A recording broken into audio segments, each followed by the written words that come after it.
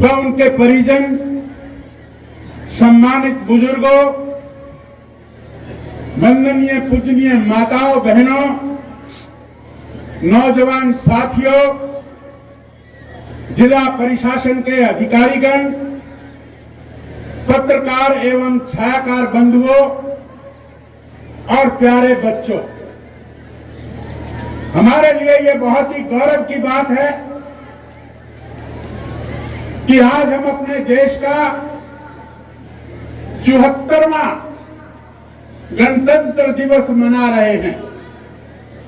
आज के दिन, हालांकि देश आजाद हो गया था 15 अगस्त 1947 को, लेकिन हमारी सभ्यता, हमारी संस्कृति, हमारे कायदे कानून जब ये लागू हुए थे तो वो आज का दिन था 1950 में।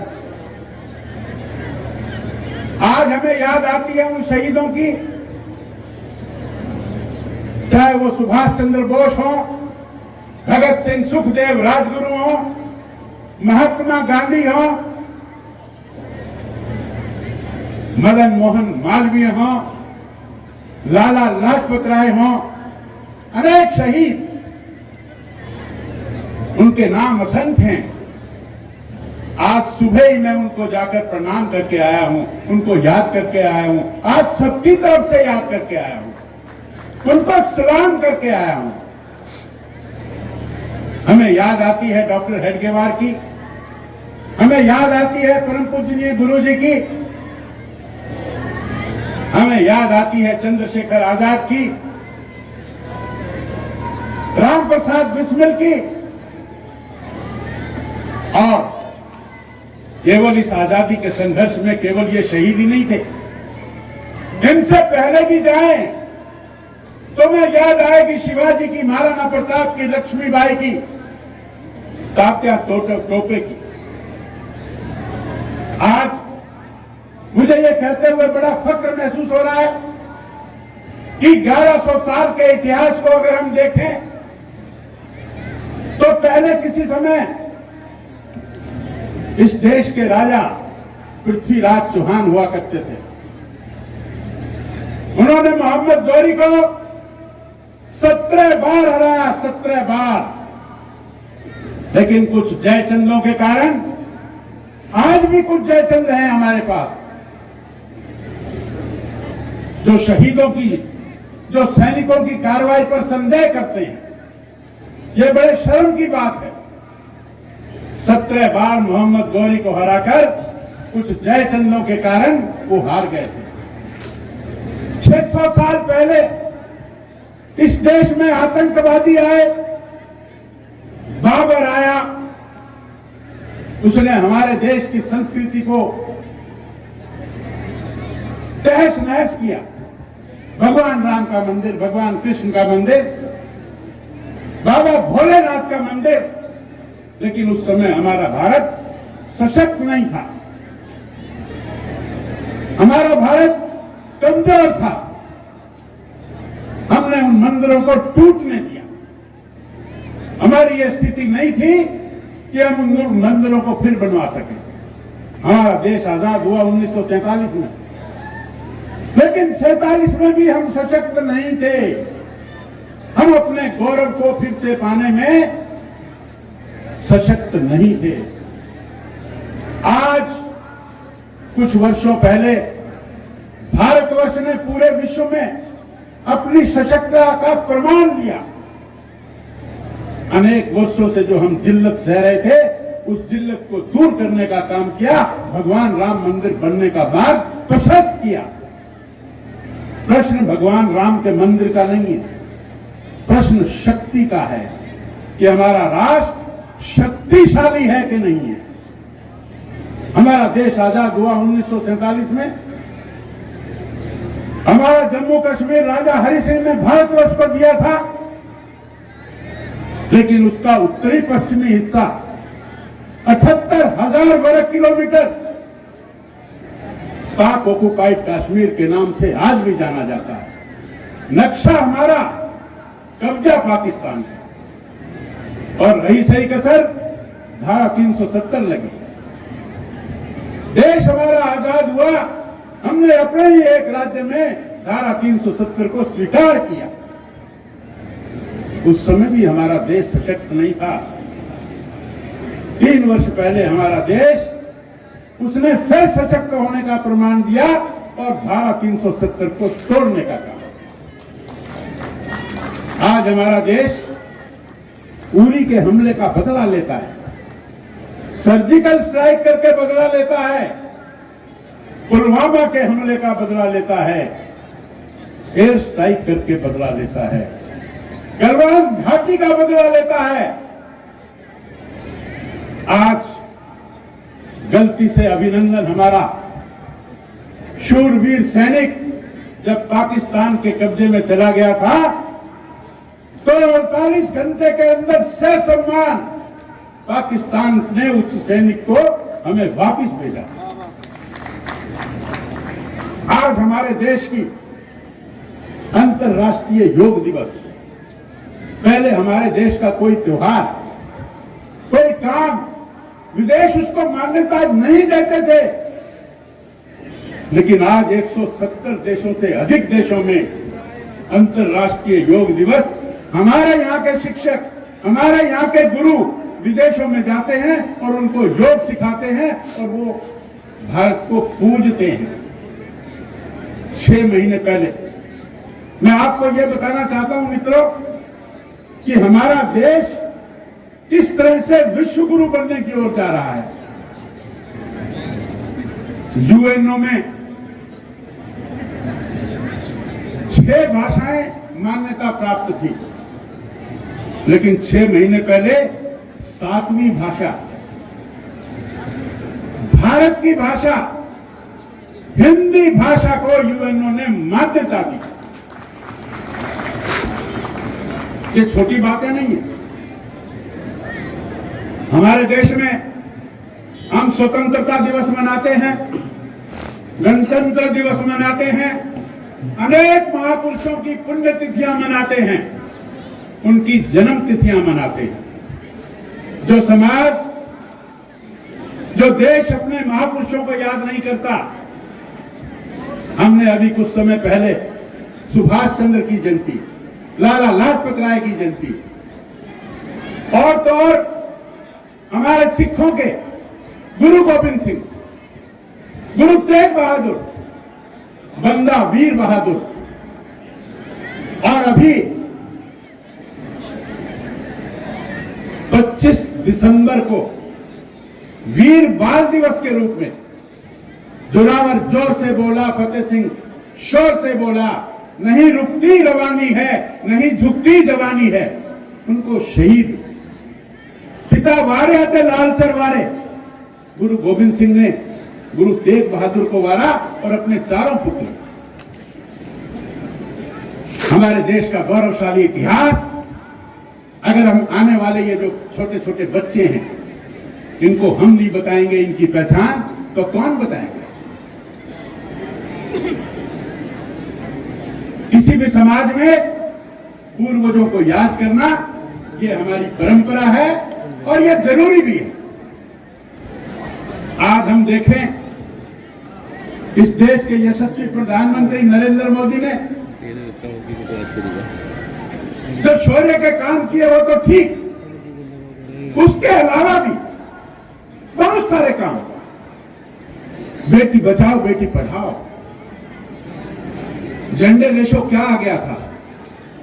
हरियाणा में पानीपत से उन्होंने एक चिंगारी लगाई और पूरे हरियाणा प्रदेश ने इसको दिल से स्वीकार किया, और जो 835 837 का आंकड़ा था वो अब 950 950 के लगभग आ गया।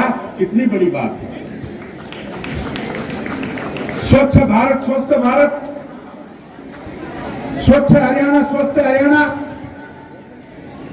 इस प्रदेश के यशस्वी मुख्यमंत्री मनोहर लाल जी ने भी इसका पालन किया। बेटियों की संख्या तो बढ़ाई और ये जो खुले में जाने का जो शौच की जो हमारे यहां आदत थी उसको पूरे प्रदेश से निकाल कर दूर किया। कितनी बड़ी स्वच्छता की बात थी, कितनी बड़ी शर्म की बात होती थी पहले कि हमारी माताएं बहनें शौच जाने के लिए शाम का अंधेरे का इंतजार करती थी। नरेंद्र मोदी ने किसानों का सम्मान किया और उनके आदेश को मनोहर लाल जी ने माना। हमने किसानों को, चाहे वो भावांतर योजना हो, चाहे वो 6,000 रुपए प्रति वर्ष सम्मान राशि की बात हो, चाहे वो सॉइल हेल्थ कार्ड की बात हो, चाहे वो मेरी फसल मेरा ब्यौरा, अनेक चीजें जो किसानों के सम्मान की बात थी वो हमारी सरकार ने पूरी की। हमारी सरकार ने सैनिकों का सम्मान किया। जब किसी हमारे भाई की, हमारे सैनिक की, वीर सैनिक की युद्ध में सीमाओं पर जब वो शहीद होता है तो उसको जो राशि मिलती थी, पहले 30 लाख रुपए मिलती थी, अब 50 लाख रुपए मिलती है। 1 रैंक 1 पेंशन, अनेक बातें हमारी सरकार ने सैनिकों के लिए, हमारी बहनों के लिए, बेटियों के लिए। हरियाणा सरकार ने हर जिले में और अब तो उससे भी नीचे जाकर हर सब डिवीजन पर महिला थाने खोलने का काम किया। हमारी माताएं बहनें थानों में जाने से शर्म आती थी, वो डरती थी। आज महिला थानों में जाकर वो अपने काम को ठीक से अंजाम देती है, शिकायत ठीक से करती है। शिक्षा की बात करें तो हर 20 किलोमीटर पर महिला कॉलेज खोलने का काम हरियाणा सरकार ने किया। हरियाणा सरकार ने भ्रष्टाचार को दूर करने के लिए अनेक उपाय किए, अनेक पोर्टल खोले। चाहे वो सरल पोर्टल है जिसमें लगभग 550 से ज्यादा स्कीम्स हैं, योजनाएं हैं, सेवाएं हैं।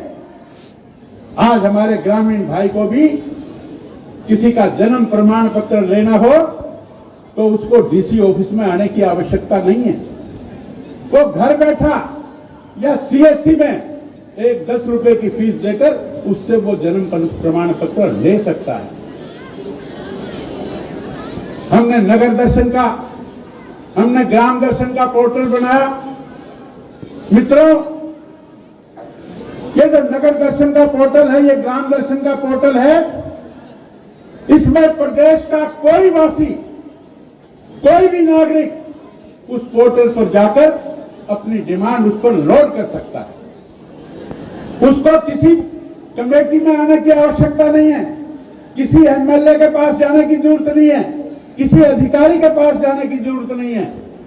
वो केवल पोर्टल पर जाकर अपनी डिमांड लिख सकता है और उस पोर्टल पर ही उसको एडमिनिस्ट्रेटिव अप्रूवल, उसकी वेरिफिकेशन, उसकी फाइनेंशियल अप्रूवल, उसकी टेक्निकल अप्रूवल और उसकी वर्क अलॉटमेंट, टेंडर और वर्क कंप्लीशन, सारी की सारी चीजें पोर्टल पर हो सकती हैं। ऐसी अनेक बातें। डेवलपमेंट की बात करें, आज यहां से दिल्ली जाए, आज यहां से चंडीगढ़ जाए, आज यहां से डबवाली जाए, पहले जो 5-5 घंटे का समय लगता था, आज वो 2 घंटे में, 2.5 घंटे में, 3 घंटे में वो यात्रा पूरी होती है। चाहे पानी की बात करें, चाहे बिजली की बात करें, आज हम 5,000 गांव से अधिक गांव में 24 घंटे बिजली दे रहे हैं। आज हमने पानी की, सीवरेज की, इन सभी व्यवस्थाओं में सुधार का प्रयास किया है।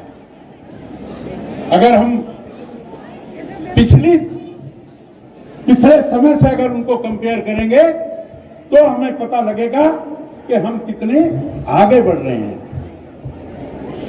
आज माननीय मुख्यमंत्री जी ने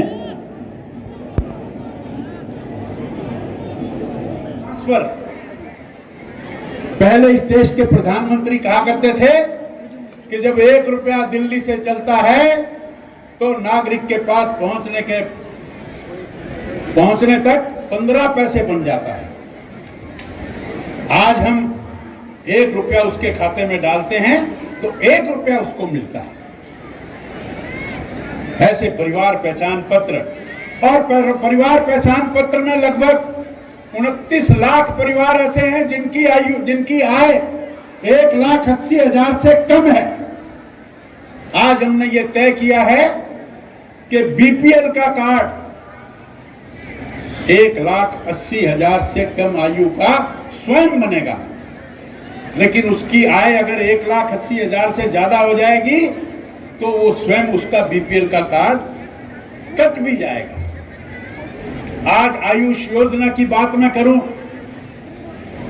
तो आयुष योजना जो 1,80,000 से कम की आयु है, उनके परिवारों में प्रत्येक व्यक्ति को 5 लाख का जो उनका ट्रीटमेंट है, उस ट्रीटमेंट का यानी कि मुफ्त इलाज किया जाएगा।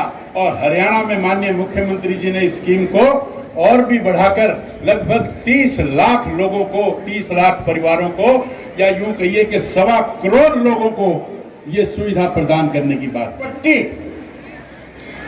और आज इस हवाई अड्डे के पास 7200 एकड़ जमीन, भाई और बहनों, दिल्ली का हवाई अड्डा भी 5,500 एकड़ में है। यहां तो 7200 एकड़ जमीन हमें हवाई अड्डे के लिए उपलब्ध हो गई और 10,000 एकड़ जमीन और है जो कि इसमें उपलब्ध हो जाएगी। पूरे विश्व का सबसे बड़ा अंतर्राष्ट्रीय हवाई अड्डा। और न केवल हवाई अड्डा, आज हमारे देश के हवाई जहाज अगर वो खराब होते हैं तो उनको सिंगापुर जाना पड़ता है या दुबई जाना पड़ता है। हमारा जो हिसार का ये हवाई अड्डा शुरू होगा तो एमआरओ, मेंटेनेंस, रिपेयर और ओवरहॉलिंग, ये सारा काम हवाई जहाजों का यहां हुआ करेगा। हमारे यहां फ्लाइंग स्कूल्स, पायलट्स की ट्रेनिंग, यहां सिमुलेटर लगवाने का भी योजना है ताकि उनको जो लोग सीखना चाहते हैं फ्लाइंग, उनको यहां सिखाया जा सके। आज यहां लुहास यूनिवर्सिटी जो HAU में चलती थी, हमने इसको 1125 एकड़ देकर और ये तलवंडी बाईपास वहां पर इसको शिफ्ट करने की योजना बनाई है। आने वाले समय में उस बिल्डिंग का उद्घाटन होगा और ये लुहास यूनिवर्सिटी वहां पर शिफ्ट होकर और अपना नाम पूरे देश में चमकाएगी। आयुर्विद्या यशोबलम, क्या हम सभी उठकर अपने घर में अपने से बड़े माता पिता के चरण छूकर आशीर्वाद लेते हैं क्या?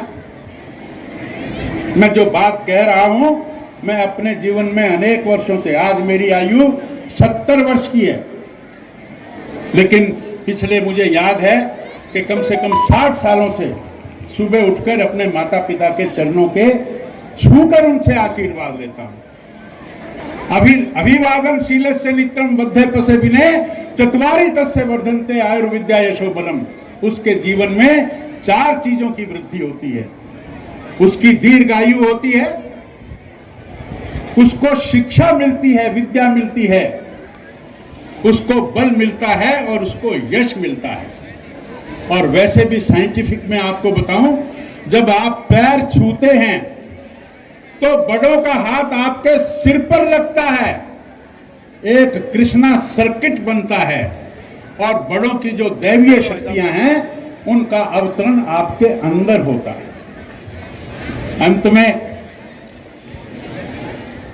पश्चेम शब्दशतम जीवेम शब्दशतम श्राणुयाम शब्दशतम पब्रवाम शब्दशतम आदि नए शब्दशतम। मैं भगवान से मंगल कामना करता हूं कि आपकी दीर्घायु हो और पूरी दीर्घायु में आप स्वस्थ आंखों से देखें, स्वस्थ वाणी से बोलें, स्वस्थ कानों से सुने और एक भी क्षण किसी और पर आधारित होकर ना जिए, ऐसी मंगल कामना करता हुआ और इस जिले का, हिसार का, हरियाणा का और पूरे देश का सर्वांगीण विकास हो, चहुमुखी विकास हो और आने वाले समय में हम इतने शक्तिशाली बने कि हम पाक ऑक्युपाइड कश्मीर को वापस ले सकें, हम चाइना ऑक्युपाइड कश्मीर जो आज अक्सई चीन के रूप में जाना जाता है उसको भी वापस लें।